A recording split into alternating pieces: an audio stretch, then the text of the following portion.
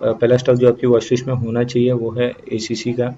ACC lower degree charts पे देखें तो एक रेंज फॉर्म कर रहा है 1345 से 1310 के आसपास, और डेली चार्ट पे देखें तो ये 200 पीरियड मूविंग एवरेज के आसपास रेसिस्टेंस ले रहा है।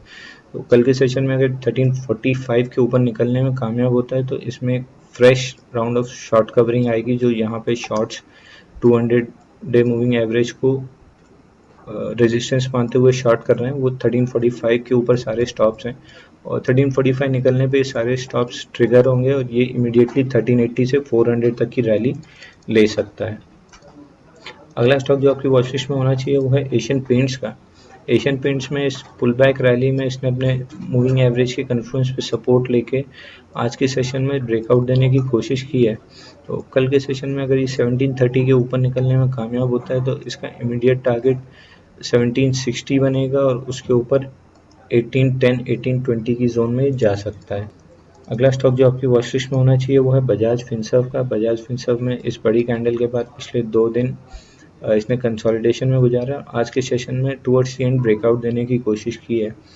ये ब्रेकआउट लेवल्स के बाहर जाके क्लोज किया और पुल बैक में इसे होल्ड भी किया है। तो कल के सेशन में अगर ये 6200 के नीचे ट्रेड करना चालू करता है तो इसमें एक फ्री फॉल लगेगी 5800 तक 1 से 2 दिन में। वहीं अगर ये 6280 6290 अगर होल्ड कर ले गया तो एक माइनर रेसिस्टेंस इसको 6490 के आसपास मिलेगा और उसके ऊपर ये 6600 तक जा सकता है। इसमें काफ़ी एनर्जी बिल्ड हुई है लगभग 3 सेशन में, तो अगले 1 से 1.5 सेशन में काफ़ी अच्छी रैली बननी चाहिए। Open instant demat and trading account with eKYC. Visit kyc.lakshmishree.com. अगला स्टॉक जो आपकी वॉच लिस्ट में होना चाहिए वो है हिंदुस्तान यूनिलीवर का। हिंदुस्तान यूनिलीवर में भी इस बड़ी कैंडल के बाद नैरो रेंज कॉन्ट्रैक्शन चल रहा है, तो इसमें भी एक ब्रॉडर रेंज बनी हुई है 2200 ऑन दी अपसाइड और 2140 ऑन द डाउन साइड। तो कल के सेशन में 2200 के ऊपर निकलने में कामयाब होता है तो ये स्टॉक 2275 तक जाने की क्षमता रखता है कल में। अगला स्टॉक जो आपकी वॉच लिस्ट में होना चाहिए वो है इंडिया बुल हाउसिंग फाइनेंस का। इंडिया बुल हाउसिंग फाइनेंस में पिछले लगभग 4 दिन से एक बहुत ही नैरो रेंज कॉन्ट्रैक्शन चल रहा है।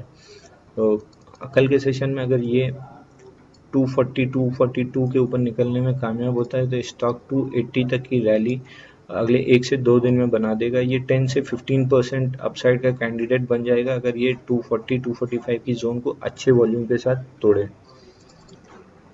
अगला स्टॉक जो आपकी वॉच लिस्ट में होना चाहिए वो है कोटक बैंक का। कोटक बैंक में एक ये डाउनवर्ड करेक्शन के बाद एक ट्रेंड लाइन ब्रेकआउट आया, उसके बाद 2 दिन नैरो रेंज बनी रही और आज के सेशन में ब्रेकआउट अटेम्प्ट हुआ लेकिन ये नैरो रेंज में रह गया। तो कल के सेशन में कोई भी फेलियर 1350 के नीचे आता है तो इमीडिएटली 1310 का टारगेट बनेगा और उसके नीचे 1260 तक ये स्टॉक आ सकता है। लास्ट एंड फाइनल स्टॉक जो आपकी वॉच लिस्ट में होना चाहिए वो है श्रीराम ट्रांसपोर्ट का। पिछले 7 दिन से श्रीराम ट्रांसपोर्ट एक बहुत ही नैरो रेंज बना के ट्रेड कर रहा है।